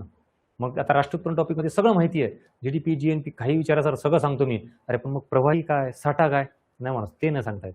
गेला ना एक क्वेश्चन. मग नेक्स्ट, मौद्रिक क्षेत्र, हे म्हणा सर हे नवीनच आहे, सगळं विचित्र प्रकार आहे, काय कुठला टॉपिक नाहीये, कुठल्या टॉपिकची कन्सेप्ट दिसत नाहीये ही, म्हणूनच सगळं ऑलरेडी आहे, फक्त आपल्या समोर नव्हतं हे. आता मौद्रिक क्षेत्र म्हणजे काय हे माहिती असलं पाहिजे, गैरमौद्रिक क्षेत्र. बरं, राष्ट्रीय उत्पन्न टॉपिकचा जो ट्रॅडिशनल एरिया होता, जीडीपी, जीएनपी, एनडीपी, एनएनपी सगळा, त्यासोबत आता मात्र त्याच्या मर्यादा, अडचणी, राष्ट्रीय उत्पन्न मोजमाप करताना काय अडचणी येतात मला तेही बघावं लागेल. त्याच्यानंतर डेप्थ सस्टेनेबिलिटी नवीन कन्सेप्ट, MNC कंपनी काय आहे. बरं, आरबीआय बद्दल एक प्रश्न आला आता. आपण आरबीआय बद्दल CRR, SLR, bank rate, repo rate म्हणजेच आरबीआयचं मौद्रिक धोरण, संख्यात्मक गुणात्मक साधनं, भरपूर एरिया केला, सगळ्यांना सगळं माहिती. आता आयोगाने आत्ता जस्ट रिसेंट हिंट दिलेली आहे आरबीआयची कार्य. तुम्हाला सर काय लगेच करतो मी, लगेच सांगतो, पण त्यातही आता आपल्याला एक कळावं लागेल, आरबीआयच्या कार्यामध्येही केंद्र सरकारची बँक म्हणून आरबीआय काम करते, राज्य सरकारांची बँक म्हणून सुद्धा आरबीआय काम करते, बँकांची बँक म्हणून सुद्धा आरबीआय काम करते. सो आता ह्या तिघांमध्ये नेमका फरक काय, हे जर तुम्ही समजून नाही घेतलात त्याचा अर्थ परत तुम्ही काय तयारी केली. मग PYQ मधून ह्या सगळ्या गोष्टी लक्षात घ्या, ही सुरुवात आहे. मी असा क्रक्स काढून देणार आहे तुम्हाला, अशा गोष्टी तुमच्या समोर मांडणार आहेत. यस, एवढं म्हणजे एवढं करायचं, हे सगळं बेसिक लेवलला चाललंय आपलं. आता ज्या वेळेला मी एक एक टॉपिक घेईल ना, त्या टॉपिक बाबतची आत्तापर्यंत आयोगाने जे विचारलंय, मेन टॉपिक, मेन कन्सेप्ट, सब टॉपिक, आणि त्यातली एखादी अजून काही कुठला कन्सेप्ट किंवा फॅक्ट असेल ते इथपर्यंत खोलात जायचं आपल्याला. मग ह्या सगळ्यांचा सार काय आहे, कन्क्लुजन ऑफ दॅट टॉपिक, असा प्रवास असणार आहे आपला. त्यामुळे निश्चिंत राहा, तुम्ही आता योग्य प्लॅटफॉर्मला जोडला गेलात आणि इथून पुढं हे PYQ अनालिसिस मार्फत एक वेगळ्या जगातून बाहेर याल तुम्ही, जे की अंधारात होतात उजेडत याल, कारण हे सगळं तुमच्या समोर येणार आहे. आता उपभोग खर्च काय, याच्यावर पण प्रश्न आहे. कन्झम्पशन एक्सपेंडिचर शब्द ओळखीचा ऐकत आहे ना, बरं, बऱ्याच ठिकाणी वाचलेला ऐकलेला आहे. अरे पण एक्झॅक्टली अर्थ सांग बरं, काय उपभोग खर्च म्हणजे काय. आता पॉज आला का जरा, शांत काय सर, नाही ना मला अर्थ नाही माहिती. मग काय करणार, ह्याला डील कसं करणार. बरं, ह्याचा संबंध बघा कोणाशी लावलाय, टॅक्स सोबत लावलाय. टॅक्समध्ये पण इन्कम टॅक्स. आता ज्याला माहिती त्याच्याबद्दल टेन्शन नाही, तुम्ही याचा राईट ट्रॅकवर, बरं का, लक्षात घ्या. सगळेच तुम्ही एका समान आहेत असं नाहीये. मी तुम्हाला इनपुट देतोय, त्यातले समजा तुमच्यापैकी काही जणांना नाही सर हे मला माहिती, चांगली गोष्ट. मग तुम्हाला ह्या बॅचमधून काय लक्षात आलं, नाही तुम्ही राईट ट्रॅकवर आहेत. काही जणांना हे सांगणार पाहिजे ना कोणीतरी. सगळेच चुकतात, सगळेच विद्यार्थी चुका करतात असं नसतं. जेन्युअनली प्रामाणिक चांगल्या पद्धतीनं योग्य दिशेने अभ्यास करणारे हे विद्यार्थी आहेत. सो मग त्यांना हे लक्षात येईल की नाही बरोबर आहे, मी असा विचार केला, ओके डन, चाललाय कार्यक्रम, म्हणजे राईट ट्रॅकवर आपली गाडी आहे, ह्याचा अर्थ तू चल दे पुढे वाटचाल तुझी. आता विषय हा आहे की ज्यांना असं वाटतं की नाही सर मग मी चुकतोय, तर मग इकडे लक्ष दे. किंवा 10 पैकी 5 गोष्टी माहिती आहेत, 5 माहित नाहीत, म्हणजे तरी फायदा झाला बॅचचा. तर 5 गोष्टी नवीन कळाल्या ना, माझं म्हणणं 5 सोडा, अरे एक जरी नवीन कळाली, एक तरी आपलं 1 वर्ष वाचू शकतं. त्यामुळे वर्षाच्या तुलनेमध्ये हे महत्वाचंच आहे, छोट्या तरी गोष्टी अपडेट झाल्या तरी. सो हे सगळं नव्याने कीवर्ड आपल्याला बघायचे. हा, आता सगळ्यात मोठा डाऊट एक क्लिअर करतो. सर PYQ डिकोडिंग बॅचमध्ये ठीक आहे, मी घेईल तुम्ही जे सांगता तेवढं PYQ, पण सेल्फ स्टडी करताना मला एक प्रश्न पडतो की PYQचा अभ्यास करताना 3 प्रश्न आहेत. एक म्हणजे कोणत्या परीक्षेची PYQ करू, बरोबर, कारण भरपूर जणांचं ऐकलेलं असतं वेगवेगळ्या. ह्याच्यामध्ये मी इथं UPSC पासून घेईल, UPSC प्री, राज्यसेवा, त्याच्यानंतर कंबाईन, मग ह्या परत प्री, परत मेन्स, भरपूर आहे, काही लिमिट्स नाही याला PYQला. आता लक्षात घ्या, जर आपण कंबाईनची तयारी करत असाल तर विषय हा येतो, इनिशियल स्टेजला तुम्ही कंबाईनच्या सिलेबसला धरून कंबाईनचेच PYQ बघणं अपेक्षित आहे. इनिशियल स्टेजला, परत सांगतो, नीट कुठेतरी लिहून घ्या. याचा अर्थ राज्यसेवेचे PYQ, अजून कुठले PYQ बघणं चुकीचं आहे का, किंवा अजून डिपार्टमेंटल PSIचे अजून कुठले PYQ, सगळे महत्त्वाचे असतात. PYQ सगळे चांगले इनपुट देत असतात, पण विषय येतो प्रायोरिटी काय करायची. तुम्ही उगाच दिशा भटकून सगळंच एकदा करत बसता आणि सगळंच गमावून बसता. आधी सिलेबस कंबाईनचा जो आहे, जे टॉपिक मेन्शन केलेत आणि कंबाईनच्याच परीक्षेला जे प्रश्न आलेले आहेत तेच आधी बघा, तेच वाचा, तेच अनालिसिस करा आणि त्याच्यानुसारच अभ्यास पूर्ण करा. पहिली स्टेज झाली. आता अभ्यास पूर्ण केल्यानंतर तुम्हाला असं वाटतं की सर मी कंबाईनची तयारी करतो, यस, कंबाईनचे प्रीचे बघू, मेन्सचे बघू, ओके डन, बघ पुढे चल अभ्यास कर, कम्प्लीट झाला. मग तुम्हाला असं वाटतं की नाही सर आता ओके माझी लेवल आली, रिव्हिजन स्टेजला आलोय मी, बेसिक सगळं क्लिअर झालंय, आता माझ्याकडे वेळ आहे. मग नक्कीच बाबा राज्यसेवा प्री, इव्हन राज्यसेवा जुने जे ऑब्जेक्टिव्ह आले होते ते मेन्स बघ, चांगली गोष्ट आहे, त्यातून तुला अजून नवीन व्हॅलिडेशन मिळेल, नवीन अँगल मिळतील. पण आपला एरिया आधी कंबाईनचा पूर्ण क्लिअर झाला, कंबाईनवर पूर्ण होल्ड आला माझा, आणि मग तू तिकडे गेला पाहिजे. आता विद्यार्थी काय करतात, मार्केटमधलं कुठलंही पुस्तक ज्याच्यामध्ये सगळे PYQ असतात, मग समजा उदाहरणार्थ राष्ट्रीय उत्पन्न टॉपिक आहे बघा, आता हे तुम्हाला खूप गरजेचं आहे ॲक्च्युली सांगणं कोणीतरी. राष्ट्रीय उत्पन्न टॉपिकवर तुम्ही बरं, ह्याचा अर्थ ते पुस्तकं चुकीचे आहेत का? नाही, पुस्तकं कुठलंही वापरा तुम्ही मार्केटमधलं पीओआयक्यूचं, नो इश्यू. प्रश्न त्या पुस्तकाबद्दल नाहीये, तुम्ही त्यातून काय वाचलं पाहिजे प्रायोरिटीनं ते सांगतो मी तुम्हाला. सो राष्ट्रीय उत्पन्न टॉपिक आहे, त्याच्यावरची पीओआयक्यू. आता त्याच टॉपिकवरची पीओआयक्यू राज्यसेवेची पण असतात तिथं. राज्यसेवा pre, mains, combine pre, mains, काय काय युपीएससी प्री पण टाकलेले असतील. तर आता तुम्ही करताय कंबाईनची तयारी आणि त्यात प्रश्न राज्यसेवेचे. मग मला सांगा, राष्ट्रीय उत्पन्न टॉपिकचा राज्यसेवेचा प्रश्न कसा सॉल्व्ह होईल? शेवटी लेवल वेगळे आहे, त्यातही अशा लेवलचे प्रश्न असल्यावर तुम्ही अजून काय डिप्रेशनमध्ये जाणार. सर मग हे मला कसं काय प्रश्न सुटत नाही सर, मी तर कंबाईनचा अभ्यास करतो खूप वर्ष झालं तरी येत नाहीत. विषय तोच आहे की तू कंबाईनचा अभ्यास करतो म्हणल्यावर काही प्रश्न राज्यसेवेची सुटतील पण काही नाही सुटणार. आणि त्या प्रश्नाकडे बघून तुम्ही डायरेक्शन चुकवता, निगेटिव्ह होता, डिप्रेशनमध्ये जाता आणि सोर्स चेंज करता. मिळालं उत्तर? म्हणून first priority your should be only combine POIQ. बस दॅट्स इट. तेच व्यवस्थित बघा आणि तेच पूर्ण करा. आणि राज्यसेवेची त्याच्यानंतर वेळ भेटला तर करा, अदरवाईज लेट इट बी, सोडून द्या. हा झाला एक प्रश्न, त्याचं उत्तर मिळालं असेल. नेक्स्ट, आता कुठल्या वर्षांचे करू? करायला काय 15 वर्षाचे करा मागचा, त्याला काय. पण विषय तोच येतो पुन्हा अजून की एक मर्यादा आहे. आता पीओआयक्यूच करत बसायचं का अभ्यासही करायचा? सब्जेक्ट वाचावं लागेल, पुस्तक वाचावं लागेल का फक्त पीओआयक्यू ठेवायचं? म्हणून याच्यातही थोडी लिमिटेशन्स आहेत. तुम्ही किमान 5-6 वर्षांचे बघणं गरजेचं आहे. आता मी याच्यात 10 वर्षाचे घेतलेत आपल्या बॅचमध्ये. कारण आहे की मागचे जुने प्रश्न हे आपल्याला इनपुट किंवा कंटेंट म्हणून आपण ते घ्यायचे. तिथून दिशा नाही घ्यायची, त्या जुन्या प्रश्नातून डायरेक्शन नाही घ्यायची, त्यातून नवीन अँगल, अप्रोच, इन्फॉर्मेशन मिळते म्हणून ते प्रश्न ठेवलेले आहेत. आणि रिसेंट मागच्या 4-5 वर्षाचे पीओआयक्यू हे मात्र एक्झॅक्टली आता पुढची दिशा ठरवत असतात. अशा पद्धतीने आपण 10 वर्षाचे करतोय. तुम्ही सेल्फ स्टडी करत असाल तर तुम्ही 5 वर्षाची केला तरी मोर दॅन इनफ. मी बाकी तुम्हाला बाकीचे कव्हर करतो. त्यामुळे याचंही उत्तर मिळालं आणि याचंही उत्तर मिळालं तुम्हाला. आता सोर्स, शक्यतो आयोगाचे ओरिजिनल झेरॉक्स करून घेतलेले प्रश्न जे तुम्हाला पीडीएफ स्वरूपात मिळणार आहे. त्यामुळे इकॉनॉमिक्सचं टेन्शन घेऊ नका.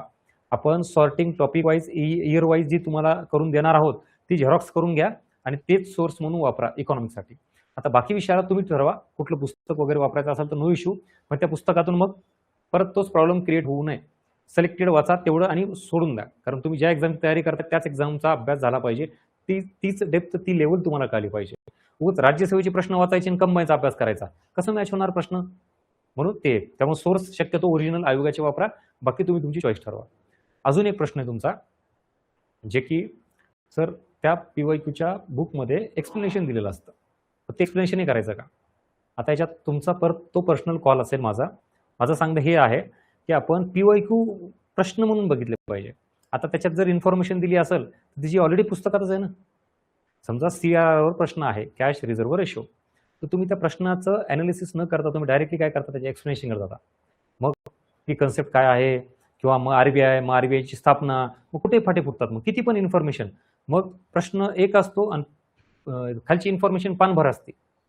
बरं, ती ही इन्फॉर्मेशन त्या टॉपिकची असती, प्रश्नातली नाही. ऍक्च्युली प्रश्न कसा आहे, कन्सेप्च्युअल का फॅक्च्युअल आहे, प्रश्न अंडरस्टँडिंगवरचा काय, ऍप्लिकेशनचा काय, इंटरलिंकिंगचा आहे, प्रश्न मल्टी लायनर सिंगल लायनर आहे, वाक्यरचना शब्दरचना काय, ह्याबाबत इन्फॉर्मेशन न देता ती इन्फॉर्मेशन त्या टॉपिक संदर्भात दिली असते. आणि मग विद्यार्थी म्हणून काय, परत आपल्याला असं वाटतं की सर मी पीओक्यू अनालिसिस फार स्ट्रॉंग केलंय, तो पीओक्यू इन्फॉर्मेशन केलेलं आहे, पीओक्यू अनालिसिस नाही. म्हणून हे सोर्स वापरताना पीओक्यूचं बघा आणि आपापला अभ्यास करा. त्यातलं एक इन्फॉर्मेशन जे ऑलरेडी पुस्तकात आहे बघा ना, म्हणजे जो टॉपिक तुम्ही एखाद्या पुस्तकातून गेलाय तोच टॉपिक परत पीओक्यूच्याही एक्सप्लेनेशन मधून करता. अरे मग 2 सोर्स वापरताय तुम्ही बिनाकामी आणि तुमचा वेळ वाया जातो. ऍक्च्युली हेतू साध्य काहीच होत नाही. शेवटी आता हे तुम्ही ठरवा तुमच्या पर्सनल लेवलला, आणि नसेल तर येऊन भेटा, बोला, प्लॅनिंग वेगवेगळी ठरवा प्रत्येक तुमच्या अभ्यासानुसार. पण हे सगळं पीओक्यू बद्दल मला सांगणं गरजेचं वाटलं, कारण आपली पीओक्यू रिकॉर्डिंग बॅच आहे. पीओक्यू अनालिसिस, पीओक्यूचं एक्सप्लेनेशन, त्याचे सोर्सेस, याच्याबाबत मी माझ्याकडून सगळी इन्फॉर्मेशन सांगितली, बाकी तुम्ही ठरवा. क्लिअर? यस. आणि याच्याबाबतचा आढावा ऑलरेडी घेतलेला आहे. सो इथपर्यंत काय कळालं, काही नाही, पटकन ब्लँक पेज घ्या आणि मेन्शन करा. मी प्रश्न काय विचारला नीट समजून घ्या. आत्ता हे जे सगळं सांगितलं मागच्या 1 तासापासून शांतपणे 2 मिनिटं पॉज घ्या, वही पेन घ्या, आणि या पीओक्यू डिकोडिंग बॅचच्या अगोदर तुम्हाला अभ्यासाबाबत, इकॉनॉमिक्स बाबत आणि ओव्हरऑलच इकॉनॉमिक्सच्या पीओक्यू बाबत काय अंदाज होता, आणि आत्ता ह्या एका तासानंतर काय काय लक्षात आलं हे लिहून ठेवा. काय केलं पाहिजे, काय नाही केलं पाहिजे, PYQ कोणत्या वर्षाचे, कुठल्या एक्झामचे, किंवा त्याच्या आधी पण मी सिलेबस सांगितलं काही. PYQ रिपीट कसा होतो, काय होतो, सांगा पटकन चला.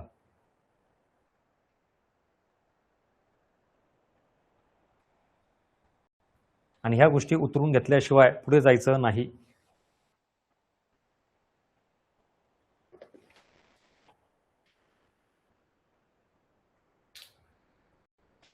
जो की आजच्या लेक्चरमध्ये तो महत्त्वाचा मुद्दा सांगितला मी, out of source, out of box. Actually त्याच्यामुळे रिझल्ट जात नाही आपला रिझल्ट जातो ओळखीच्याच प्रश्नामध्ये आपण वाचलेल्याच एरियावर आपल्याला उत्तर न येणं, म्हणजे अभ्यास नीट न करणं, किंवा आपला PYQ ॲनालिसिसचा अप्रोचच नीट नव्हता. आपण नुसती इन्फॉर्मेशन लिहित होतो. PYQ ॲनालिसिस म्हणजे काय ते कळालं का?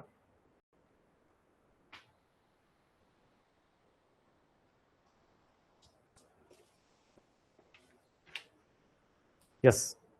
आणि आता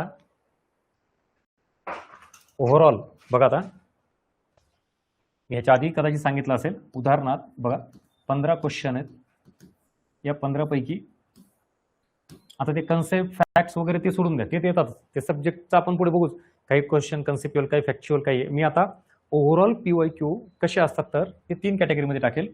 एक म्हणजे एकदमच इझी, सिंपल, याला मी नोन एरिया म्हणतो, माहिती आहे आपल्याला हे. दुसरा असतो ज्याला आहे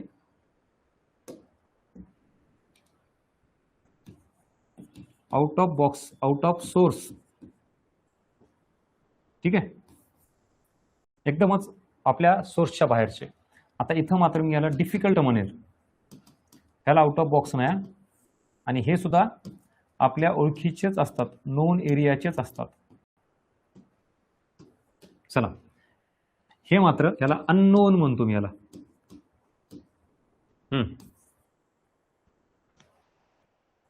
एकंदरीत असे प्रश्न 1 किंवा 2 मॅक्स, कधी कधी 3 क्वेश्चन आपण असे गृहीत धरू, 3 क्वेश्चन. सो परत फिरून गोष्ट येते 12ची. आता हे 12 प्रश्न, नियर अबाउट 12 प्रश्न, याच्यामधले ऑलमोस्ट 7 ते 8 क्वेश्चन, प्लस मायनस थोडंफार 7-8 क्वेश्चन, आणि इकडचे उरलेले प्लस मायनस थोडेफार 4 क्वेश्चन हे असे असतात. लक्षात घ्या, याच्या मागे पळण्यापेक्षा आधी याला प्रायोरिटी द्यायची, सगळ्यात पहिल्यांदा इझी. पण याला प्रायोरिटी देऊन शांत जर बसलात, ह्याचा तोच मुद्दा येतो परत की तुम्हाला ॲव्हरेज मार्क येतात. सर कट ऑफच्या जवळ होतो, 2 मार्कांनी गेलं, 3 मार्कांनी गेलं, सर पॉईंटनी रिझल्ट गेला. ॲक्च्युली रिझल्ट ह्याच्यातला एकही प्रश्न न चुकता आणि ह्या एरियावर तुम्ही बरोबर आणलाच पाहिजे. ह्याचे ते इथं 8च्या 8 प्रश्न बरोबर यायला पाहिजेत. इकडं मात्र एखादा चुकला तरी चालते, पण 3 तरी बरोबर यायला पाहिजे तुम्हाला, किंवा 4 आणलात तर विषय संपला, जिंकलात तुम्ही. इकडचा तर काय सगळ्यांनाच अवघड जाणार आहे हा एरिया, आता कळालं. मग इथून पुढे जी काही लेवल आहे ती बेसिक लेवलला असाल कदाचित तुम्ही, तर आता आपल्याला काय करायचंय, ह्या ॲडव्हान्स लेवलला जायचं, ज्याला आपण डिफिकल्ट डेप्थ क्वेश्चन म्हणतो, जे तुम्हाला मी इकडे काही मागे सांगितलेलं आहे. हे सगळे हे, किंवा हे कीवर्ड सुद्धा हे असे, हे इकडं, किंवा हा सगळा संरचनात्मक बदल म्हणजे काय, हा एरिया इथलचा आहे, इथलचा डिफिकल्टवाला, कारण मी out of box, out of source टाकत नाही. क्लिअर? ठीक.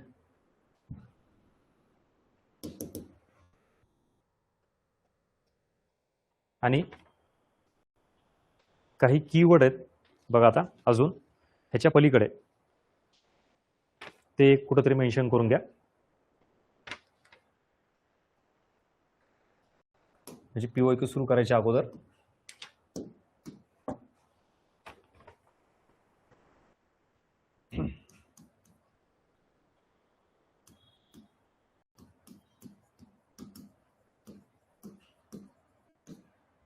म्हणजे अर्थ, संकल्पना, कन्सेप्ट ही कळायला पाहिजे तुम्हाला.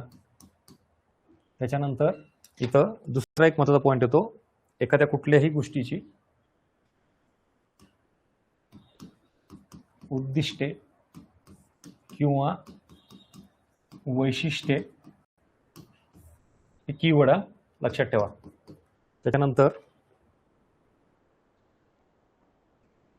काही बॅकग्राऊंड, पार्श्वभूमी, माहिती असणं गरजेची आहे, हा एक कीवर्ड. त्याच्यानंतर कारणे, परिणाम,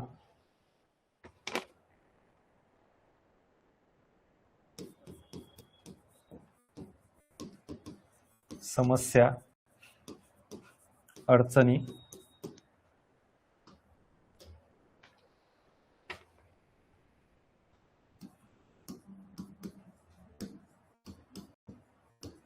उपाययोजना, धोरणे. बघा, हे सगळे PYQ वरून मी काही कीवर्ड्स काढलेले आहेत. ओव्हरऑल इकॉनॉमिक्स अभ्यास करताना तुम्हाला ह्या कीवर्डवर थोडं लक्ष ठेवावं लागेल.